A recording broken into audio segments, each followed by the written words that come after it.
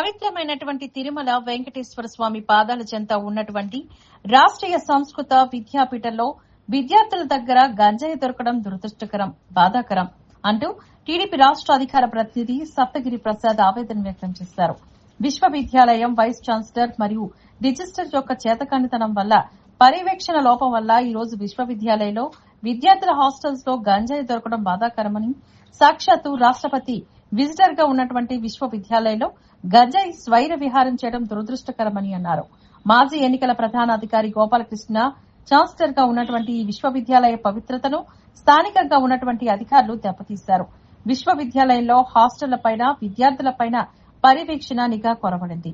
పవిత్రమైన విశ్వవిద్యాలయం విధంగా గంజాయి నిలయంగా మారిపోవడం విశ్వవిద్యాలయం యొక్క ప్రతిష్టను అంతర్జాతీయ స్థాయిలో దిగజార్చింది.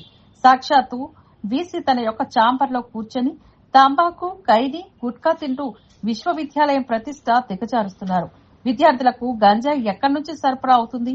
ఎన్ని సంవత్సరాలుగా ఈ తంతు కొనసాగుతుంది? గంజాయి సరఫరా చేసే ముఠాను ఉక్కుపాదంతో అణచివేయాలి. విద్యార్థుల్ని లక్ష్యంగా చేసుకుని గంజాయి అమ్ముతున్నటువంటి గంజాయి సరఫరాదారులపైన కఠినమైన చర్యలు తీసుకోవాలని వారు కోరారు. పాత్రికేయ మిత్రులందరికీ కూడా హృదయపూర్వక నమస్కారాలు. ప్రపంచ ప్రఖ్యాతిగాంచినటువంటి హిందూ ధార్మిక క్షేత్రం తిరుమల తిరుపతి దేవస్థానం యొక్క ఏడుకొండ వెంకటేశ్వర స్వామి పాదాల దగ్గర ఉన్నటువంటి రాష్ట్రీయ సంస్కృత విద్యాపీఠం RSVPలో నిన్న గంజాయి దొరకడం అనేది చాలా బాధాకరం, దురదృష్టకరం. పవిత్రమైన దేవాలయం లాంటి సంస్కృత విద్యాపీఠం విశ్వవిద్యాలయం సెంట్రల్ యూనివర్సిటీలో ఇటువంటి గంజాయి కలకలం రేపింది అని అంటున్నారు. కలకలం కాదు, బాధ కలిగించింది, కాకావికాలం చేసింది మొత్తం విద్యా వ్యవస్థని.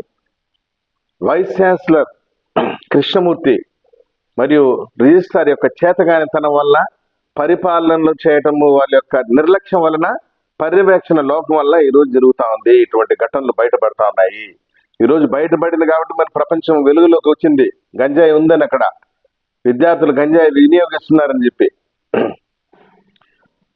పట్టుకునేంత వరకు కూడా పరిపాలకులు, వైస్ ఛాన్సలర్ కానీ, రిజిస్ట్రార్ కానీ ఏం చేస్తున్నారు? వార్డన్లు ఏం చేస్తున్నారు? అడ్మినిస్ట్రేటర్స్ ఏం చేస్తున్నారు? పర్యవేక్షణ లేదా? నిఘా లేదా? ఏం చేస్తున్నారు మీరు అని చెప్పి ఈ సందర్భంగా సూటిగా ప్రశ్నిస్తున్నాను.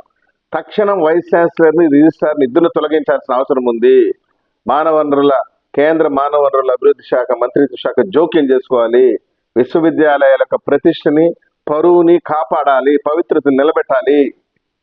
సాక్షాత్తు వైస్ ఛాన్సలరే తన ఛాంబర్లో తంబాకు, ఖైనీ, గుట్కా వినియోగిస్తున్నాడంటే ఇంకా పరిస్థితి ఏ విధంగా ఉంటుందో మనం ఒకసారి ఆలోచించుకోవచ్చు. ఇంత దురదృష్టకరమైనటువంటి ఘటన, సభ్య సమాజం సిగ్గుతో తలదించుకోవాల్సినటువంటి ఘటన.